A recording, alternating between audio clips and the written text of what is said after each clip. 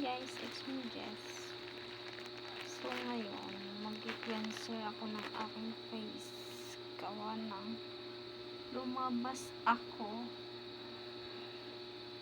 kanina and then syempre magabok. Ngayon ay dapat ay yung aking face ay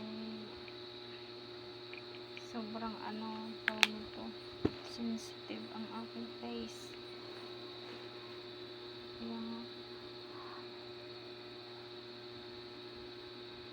Kaya ilinisin ko talaga siya. Gawa ng sobrang gabok kanina nung ako naglalakad ng kasi ako kanina. Gawa ng malapit lang naman kasi alam na naman motorin paliga.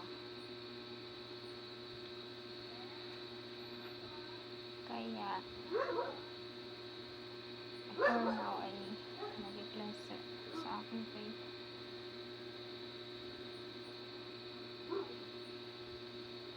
Ng gabi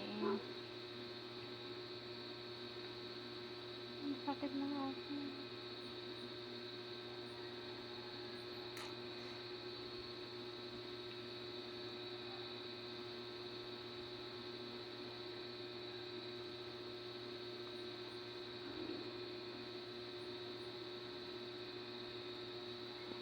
Yan, sobrang dirty.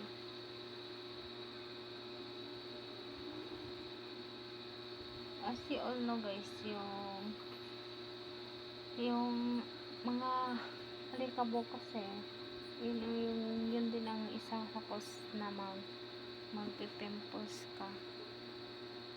Hindi lang yung makeup or hindi lang yung pagpupuyat. Yan din ang isa. Gawa ng din yung paghahawak natin lagi sa ating kamay, yun ang pinaka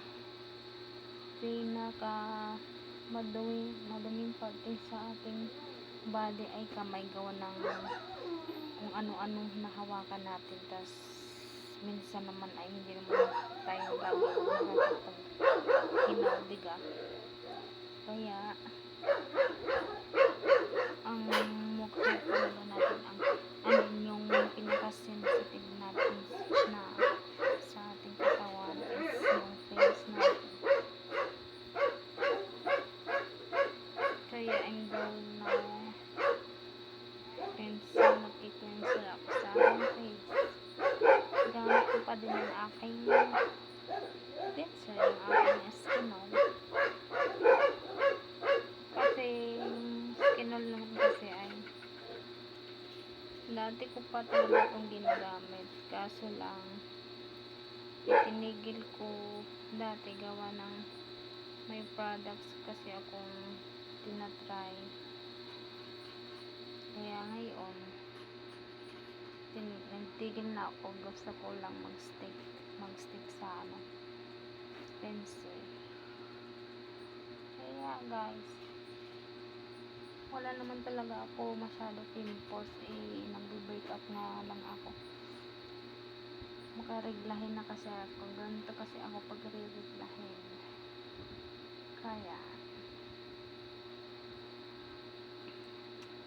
update ko na lang kayo ever man while I'm breaking up.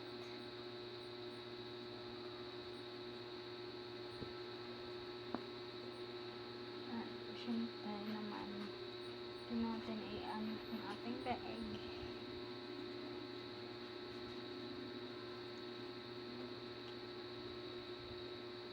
Ang pinaka ko talaga sa aking katawan as yung face. Siyempre naman hindi lang face natin ang inaalagaan natin, pero yung whole body. Pero yung aking pinaka concern lahat at pinaka concern ko talaga ay aking face. So ayaw ko nang may mga kung ano-ano tungo sa aking face. Kaya inaalagaan ko talaga itong aking face lock.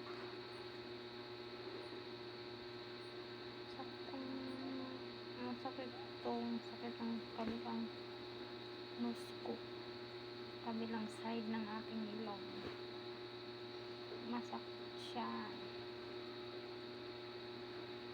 Kaya guys, mag-update ulit ako sa inyo if ever na may mga vlogs akong gustong i-share. Just keep me update. And guys, please like, share, and subscribe. And then comment din if ever may gusto kayong content ko or ako na lang.